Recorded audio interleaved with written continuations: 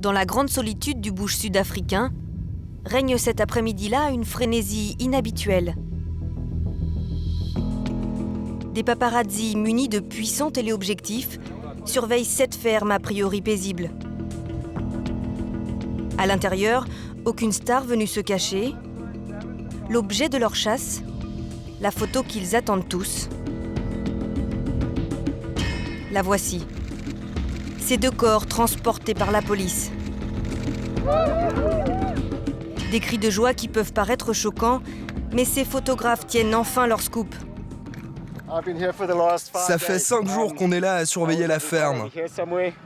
D'un seul coup, on a entendu plein de coups de feu, des explosions et des cris, je crois. Ça a duré 4 ou 5 minutes, mais j'ai pas pu m'approcher plus. C'est l'épilogue d'une course folle qui a duré près d'une semaine. Ces corps sont ceux de 2 Français, Philippe Meunière, un médecin parisien de 60 ans, et sa compagne Agnès Jardel, 55 ans. Un couple qui a peu à peu sombré dans la folie. Le mois dernier, sans raison apparente, il tue un policier et blesse un autre agent. Et puis il s'enfuit dans le bush et disparaissent. Pendant 6 jours, les 2 Français font la une des journaux.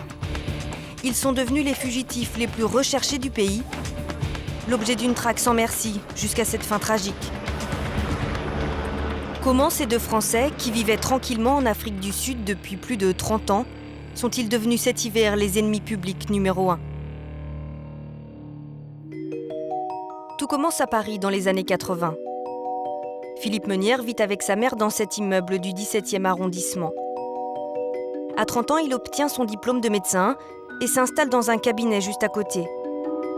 Les voisins se souviennent bien de lui, un fils très attentionné, jusqu'à ce qu'il rencontre sa compagne. J'ai bien connu, lui. C'est un garçon très bien, formidable. Hein. Je pense, si vous voulez, que son drame, c'est qu'il a rencontré une femme qui l'a détourné de sa mère, enfin, ou ce que disait sa mère. Cette femme qui n'avait pas la cote avec sa belle-mère, c'est elle, Agnès Jardel. Elle a 25 ans quand elle rencontre Philippe Meunière à Paris. Elle vient tout juste de terminer ses études. D'elle, on ne sait pas grand-chose car rapidement, le couple part vivre son amour au soleil, loin de leur famille. Ils ne reviendront jamais en France. En 1981, direction l'Afrique du Sud. Philippe a trouvé un poste de médecin à l'hôpital de Johannesburg. 10 ans plus tard, il déménage dans la ville du Cap, en bord de mer. La vie semble douce et confortable. Ils ont une grande et belle maison dans ce lotissement très prisé. Agnès travaille même un temps au service communication de cette grande chaîne de supermarchés. Le couple semble mener une vie bourgeoise et agréable. Mais il y a 12 ans, ils prennent une décision radicale. Ils arrêtent de travailler et se retirent loin de toute civilisation. Ils partent vivre près de la petite ville de Sutherland, en plein bush. Dans ce décor hostile, ils s'installent dans cette maison, au confort rudimentaire, sans eau ni électricité. Une maison où ils avaient l'habitude de se rendre un week-end par mois. Cette fois, ils décident d'y vivre à l'année. C'est ce fermier Gérard Duss, avec qui ils ont sympathisé, qui leur prête la maison. Lui n'est tout d'abord pas surpris par cette volonté de changer de vie.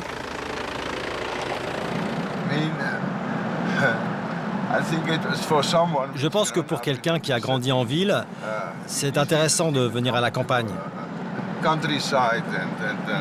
Nourrir les chèvres, boire leur lait, cuisiner, ne pas avoir toutes ces machines, toutes les facilités du confort moderne. C'est une bonne manière de vivre. Rapidement, les Français deviennent même amis avec la famille de Gérard Duss. Jolène, sa belle-fille, tient le café du village. Elle se souvient d'un couple très sympathique et ouvert sur les autres. Ils étaient vraiment très chaleureux, c'était intéressant de parler avec eux. Ils étaient intelligents, philosophes, vraiment très gentils. Que sont venus faire ces notables Français, décrits comme si sociables dans cette campagne isolée? Pendant 10 ans, ils vivent chichement et s'isolent peu à peu. très loin de leur mode de vie d'avant.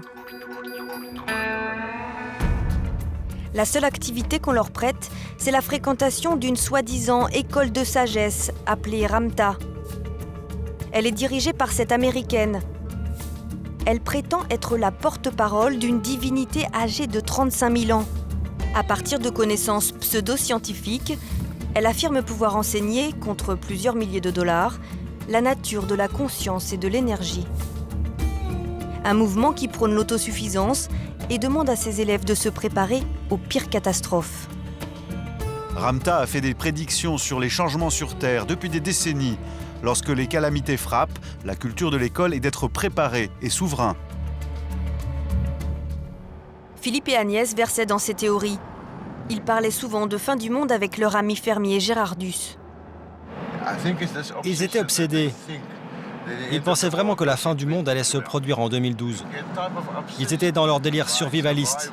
Ils en parlaient tout le temps. Pour survivre au cataclysme, ils avaient même demandé à leur ami de construire un bunker souterrain. Mais le fermier s'était moqué d'eux. Je lui ai dit, allons plutôt boire un bon verre de vin et fumons notre meilleur tabac. Que veux-tu que je fasse, Philippe? De toute façon, si une énorme météorite nous tombe dessus, on ne pourra pas y échapper. Si ça doit arriver, ça arrivera. Peu à peu, Philippe et Agnès vont se renfermer sur eux-mêmes. Le couple va faire une dernière apparition en public il y a 2 ans, au mariage de Jolène et Cobus, le fils du fermier. Sur cette vidéo souvenir, on voit Philippe avec un costume beige et Agnès en petite robe noire. Ils nous ont parlé après la cérémonie, ils nous ont félicités. Ils étaient contents pour nous. Ils se sont bien amusés.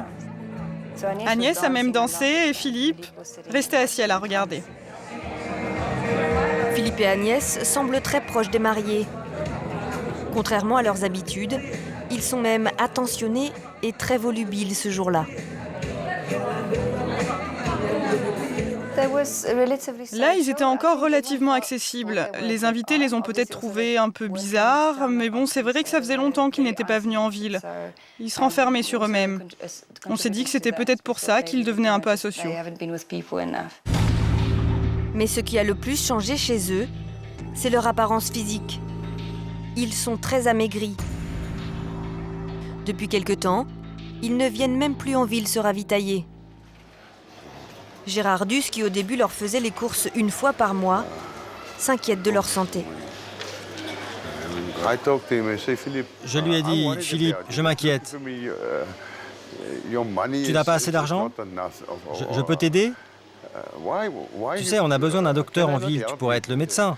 Et là, il a répondu, je ne veux plus rien avoir à faire avec le monde médical. Il y a bien trop de microbes. Le sida, tout ça. Non, merci. Philippe semble devenir paranoïaque et les relations entre les 2 amis vont se distendre. Tout bascule lorsque Gérardus, qui prête gracieusement la maison depuis 12 ans, demande à Philippe et Agnès de déménager. Il veut la récupérer pour ses enfants, mais le couple refuse et se ferme au dialogue. Pour les déloger, le fermier va voir la police avec un argument. Il sait que les Français possèdent des armes illégales. Quand les enquêteurs perquisitionnent la maison, ils n'en croient pas leurs yeux. Ils tombent sur un fusil de chasse à lunettes, plusieurs revolvers et surtout de gros calibres comme un fusil à pompe et un fusil mitrailleur de l'armée américaine, un M16.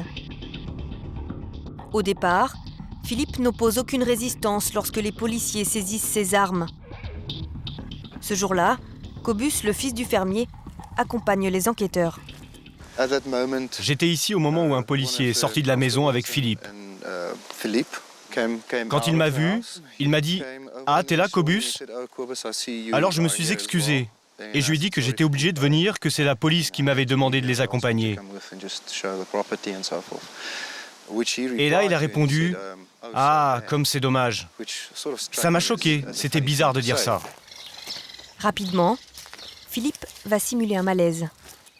Il s'est penché sur le véhicule et il a dit qu'il ne se sentait pas très bien. La seule chose dont je me rappelle, c'est qu'un officier de police lui a dit « Monsieur, prenez votre temps ». Et là, j'ai vu Philippe sortir une arme de poing, il a tiré sur le policier. Il lui a carrément tiré dessus. Il y a eu le premier tir et après plein de coups de feu partout. Je pense qu'Agnès nous tirait aussi dessus depuis la maison. Moi, quand ça a commencé, je suis parti en courant. Cobus s'enfuit et évite les balles. Dans la bataille, Philippe blesse un deuxième policier. Puis le couple disparaît dans le bush, un territoire dont ils connaissent les moindres recoins. Cette cavale inquiète d'autant plus les policiers qu'ils découvrent chez Philippe et Agnès de quoi tenir un siège. Ils stockent d'énormes quantités de nourriture en conserve, des cartons entiers de bouteilles de gaz, des seringues, des médicaments, des compresses, d'innombrables savons, des réserves impressionnantes de produits de première nécessité. On trouve aussi des bidons de paraffine, un produit qui sert à conserver les aliments, fabriquer des bougies ou encore des explosifs. Et c'est dans ce coffre-fort que le couple gardait précieusement ses armes de guerre et ses munitions. Un arsenal qu'ils ont amassé au fil du temps. Car pour Philippe Meunière et Agnès Jardel, cette obsession de l'autodéfense ne date pas d'hier. Les enquêteurs découvrent qu'en 1987, alors qu'ils habitaient encore à Johannesburg, ils s'étaient payé un stage de survie comme celui-ci. Le but ? Apprendre à se défendre et surtout à manier les armes.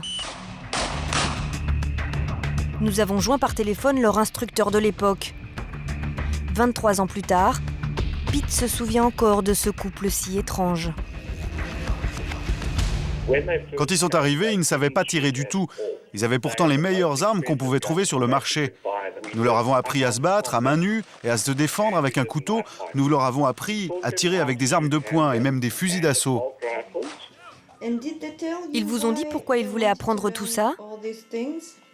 Non. Ils étaient très discrets, ils ne disaient rien. Mais ils avaient de drôles d'idées. Ils croyaient aux prédictions de Nostradamus. Ils disaient que la fin du monde était proche, qu'il allait bientôt y avoir une guerre nucléaire ou quelque chose comme ça.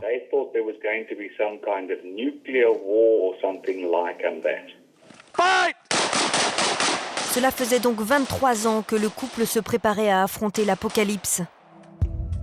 Et dans cette ferme du bout du monde, ils pensaient avoir trouvé leur refuge. Surentraînés, ils vont réussir à échapper pendant 6 jours à la chasse à l'homme qui s'est mise en place pour les retrouver. 70 policiers, accompagnés de chiens pisteurs, mais aussi 2 hélicoptères équipés de caméras thermiques, capables de repérer un homme caché sous des buissons. Certains fermiers, comme Chris, viennent même donner un coup de main à la police. Muni de ses propres armes, il se lance lui aussi dans la traque. Pendant des journées entières, il va pister le couple comme du gibier. Quand vous marchez sur le sol, ça laisse des traces de pas. C'est ça qu'on recherche. Ça n'a pas l'air comme ça, mais c'est une bonne cachette. Ok, ici c'est plat, mais si vous allez là-bas, les buissons sont à cette hauteur. Les 2 fugitifs français vont mettre en échec près d'une centaine d'hommes.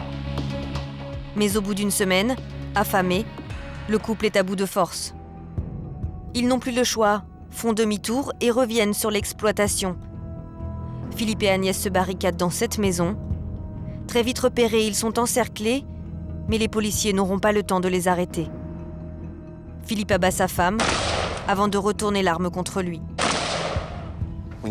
Quand on regarde leur vie, c'est probablement comme ça que ça se serait fini de toute façon. Une fin tragique pour ces obsédés de l'apocalypse. Ils seraient comme des milliers à croire que la fin du monde aura lieu en 2012.